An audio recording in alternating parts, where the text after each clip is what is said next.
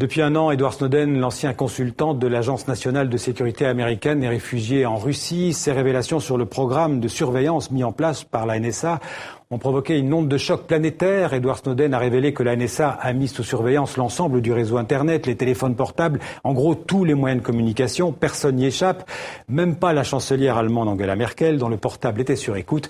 Des révélations publiées le 6 juin 2013 par le Guardian, un quotidien britannique. Le récit d'Amandine Sellier. 6 juin 2013, le monde découvre l'existence d'Edward Snowden. Dans les pages du Guardian et du Washington Post, les premiers documents confidentiels de la NSA sont publiés. Via le système PRISM, l'agence de renseignement américaine recueille des milliers de données à travers le monde. Moi, assis à mon bureau, j'avais les droits pour mettre n'importe qui sur écoute téléphonique. De vous ou votre comptable à un juge fédéral et même le président des États-Unis.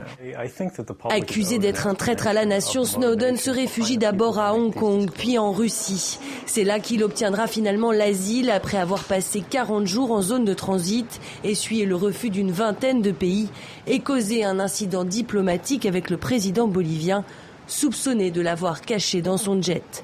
À l'époque, la France, l'Italie, l'Espagne ferment leur espace aérien pour empêcher l'agent de la NSA de fuir. Le scandale prend alors une nouvelle ampleur quand l'Allemagne, mais aussi la France, l'Italie et la Grèce, des pays alliés des États-Unis, découvrent que leurs dirigeants ont été mis sur écoute. Dans son premier entretien avec une télé américaine le 29 mai dernier, Snowden explique qu'il n'était pas un simple informaticien, mais qu'il avait été entraîné comme espion, vivait sous couverture, sous un faux nom. Poursuivi pour espionnage et haute trahison, celui qui encourt 30 ans de prison se pose en défenseur des libertés individuelles. Depuis le premier jour, j'ai dit que je faisais cela pour servir mon pays. Ce n'est pas à moi de demander la clémence ou une amnistie, c'est au peuple et au gouvernement d'en décider. Mais s'il y avait un endroit dans le monde où je voudrais être, c'est chez moi. Si Edward Snowden veut revenir aux États-Unis, nous pouvons le mettre dans un avion dès aujourd'hui, a immédiatement répondu John Kerry. Le secrétaire d'État américain qui l'attend dans un tribunal ne mâche pas ses mots à l'égard du lanceur d'alerte. C'est un homme qui a causé un grand dommage à son pays. Il a trahi le serment qu'il a prêté lorsqu'il a été engagé à la NSA et volé un nombre incroyable de documents qu'il a révélés au public, au détriment de son pays. Depuis la Russie où son visa va bientôt expirer, Edward Snowden a envoyé une demande d'asile au Brésil que la présidente Dilma Rousseff a promis d'étudier. Mardi, l'hebdomadaire L'Express a publié une pétition pour que l'Américain obtienne le statut de réfugié politique. Celle-ci a déjà reçu plus de 135 000 signatures. Alors, on va parler de cette affaire Snowden avec deux invités en plateau. Faut-il accueillir Snowden en France? Snowden est-il un traître à sa patrie ou un héros qui a pris le risque de révéler les turpitudes d'une agence de sécurité nationale? D'abord, donc, comme invité, William Bourdon. Bonsoir. Bonsoir. William Bourdon, vous êtes avocat, l'un des avocats du barreau de Paris les plus actifs et les plus connus en défense des droits de l'homme. Vous êtes membre aussi d'un collectif de 5 avocats européens regroupés pour défendre l'ancien consultant de la NSA. En face de vous, Eduardo Riancipel. Bonsoir. Bonsoir. Vous êtes né au Brésil. Vous êtes aujourd'hui député socialiste de Seine-et-Marne. Vous êtes membre de la commission de la défense nationale et des forces armées à l'Assemblée nationale française et vous êtes aussi un spécialiste des questions de cybersécurité. Alors, première question à tous les deux, je vais commencer par vous. Est-ce que la France, question très simple, doit accueillir Edward Snowden? D'abord, à ma connaissance, M. Snowden n'a pas demandé l'asile à la France. Admettons qu'il le demande. Et s'il le demandait, je crois que le Premier ministre a répondu que ce n'était pas souhaitable. Je crois qu'il y a différentes raisons à cela, et notamment les incidents diplomatiques extrêmement graves qu'on pourrait créer avec un certain nombre de partenaires, dont les États-Unis. La France n'a pas de devoir d'accueillir, mais si M. Snowden demande évidemment l'asile en France, je crois qu'il a le droit, comme tout à chacun, que son dossier soit étudié sérieusement, mais j'espère qu'on va en débattre sur ce plateau. William Bourdon, la France devrait l'accueillir? Moi, je pense que ça serait l'honneur de la France, comme de beaucoup de pays, d'accueillir Edward Snowden. Pourquoi elle ne le ferait pas? Alors, on peut spéculer indéfiniment sur la marge de manœuvre de la France par rapport à la capacité d'influence et à la tutelle américaine sur le monde. C'est un peu ce qui vient d'être dit en filigrane. Cet homme a dessillé les yeux des 3/4 de l'humanité.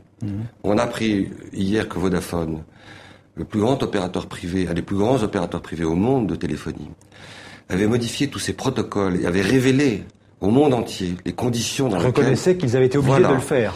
Ils avaient été obligés de le faire et donc avaient admis, alors avec peut-être une part d'hypocrisie, de duplicité, tout ça évidemment toujours compliqué, mais avaient admis qu'il y avait sans doute une autre méthodologie à suivre que celle qui avait été suivie auparavant. Donc comment comprendre que la France ou d'autres pays d'ailleurs puissent refuser, s'ils le demandaient, je suis d'accord avec vous, c'est d'abord l'affaire de Snowden, de savoir où il veut aller ou pas. Mais enfin, comment imaginer que la France, avec son destin manifeste, avec sa tradition, mais il y en a d'autres pays, ne puisse pas accueillir cette espèce d'hyper-citoyen, de gigantesque héros des temps modernes, qui par sa bravoure et son courage individuel aura fait tomber les masques sur ce que la technologie américaine et les services secrets américains ourdissaient depuis des années, c'est-à-dire une espèce de gigantesque surveillance planétaire. Alors l'affaire Snowden a révélé les excès, entre guillemets, des services spéciaux américains. J'imagine que ça concerne aussi d'autres services dans le monde. Alors, c'est pas simplement les excès, c'est la capacité de surveillance d'un service de sécurité et d'écoute comme celui de la NSA américaine.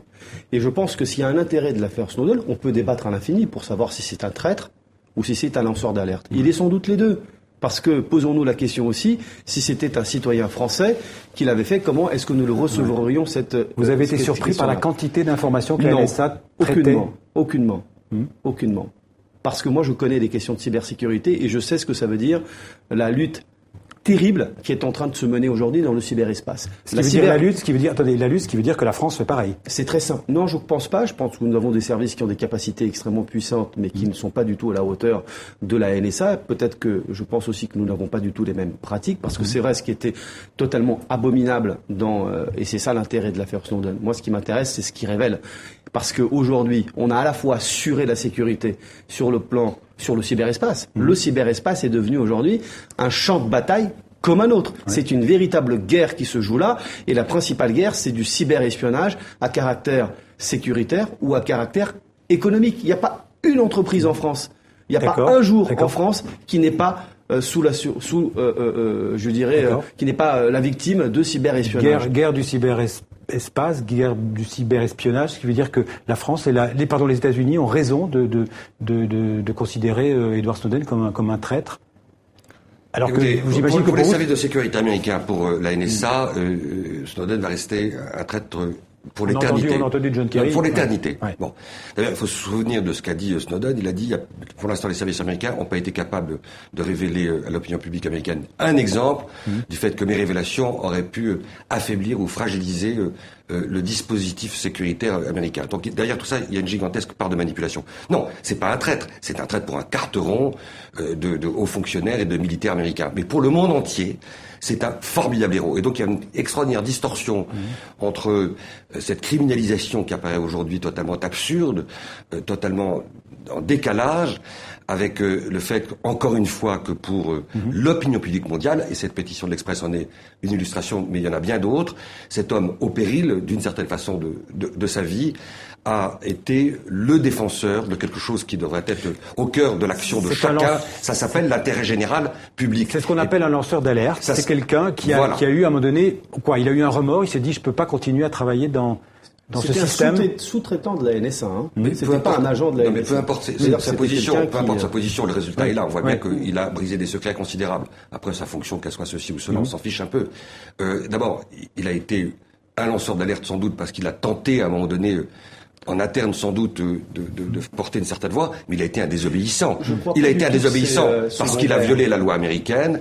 Et derrière cette expression de lanceur d'alerte, il y a cette idée qu'il a, en tant que citoyen, il a lancé effectivement l'alerte sur une menace qui pèse sur aujourd'hui ce qui est consacré, vous n'allez pas me contredire, comme un des droits de l'homme les plus modernes, les plus sacralisés, ces droits de l'homme extrêmement moderne, extrêmement sacralisé, ça s'appelle la protection de la vie privée. Absolument d'accord avec ça. Je pense que le vrai débat, et il ne faut pas qu'on fasse aujourd'hui de fausses oppositions entre les défenseurs de la sécurité, parce que aujourd'hui le cyberespace est un milieu dans lequel notre sécurité peut être largement menacée avec des dégâts matériels.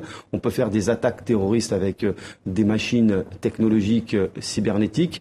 On peut infiltrer des systèmes et faire dévier des trains, prendre le contrôle de barrages. Enfin, vous n'imaginez pas ce que l'on peut faire le travail classique de la sécurité nationale pour éviter les attentats, par exemple. Nous devons concilier les enjeux de sécurité Mais jusqu'où on peut aller? Nous devons les concilier avec la liberté. La question, c'est où on met le curseur entre la liberté et la sécurité. Et ça, c'est le travail des démocraties. Et notamment des responsables politiques. Il faut absolument mettre des garde-fous dans les services de renseignement pour éviter des dérives, parce qu'il peut y avoir une tendance un peu naturelle de certains services de renseignement à vouloir tout écouter, à faire Big Brother. Qui menace la démocratie? C'est les excès de la NSA ou c'est Edward Snowden?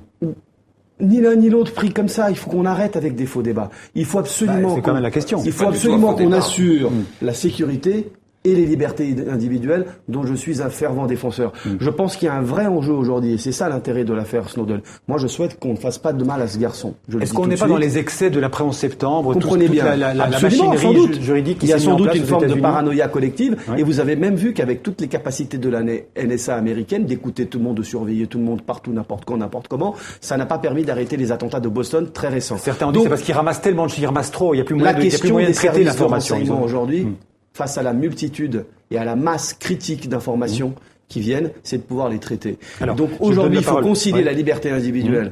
Et donc, il faut par exemple poser la question de la gouvernance d'Internet, poser la question de comment est-ce qu'on évite un certain nombre, mettre des règles dans un endroit où aujourd'hui c'est la jungle, c'est le Far West, Internet c'est le Far West. Il n'y a pas de règles d'Internet.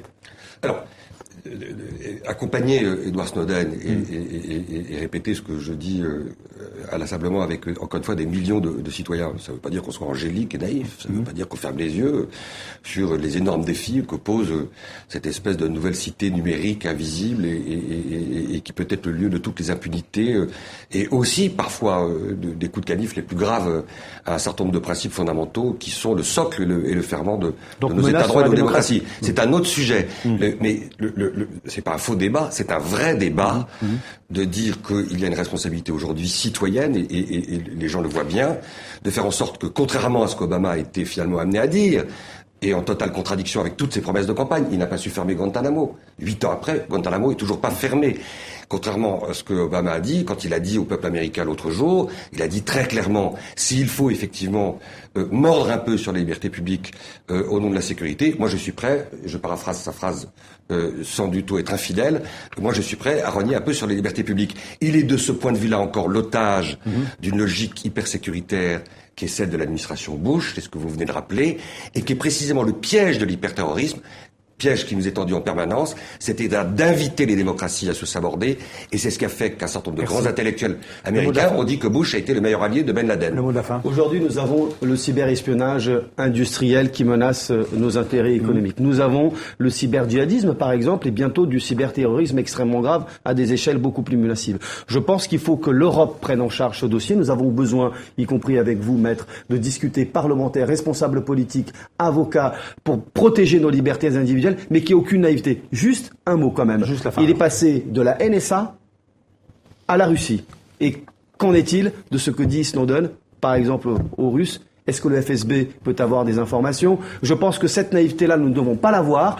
Moi, je veux que vraiment, c'est accidentel. Il ne pouvait pas faire autrement. Vraiment, c'était absolument contre sa volonté. Il faut sans doute protéger son sort, mais ne pas être naïf sur les sujets. Je rappelle simplement que pour prolonger ce débat, je vous renvoie sur notre site tv5monde.com.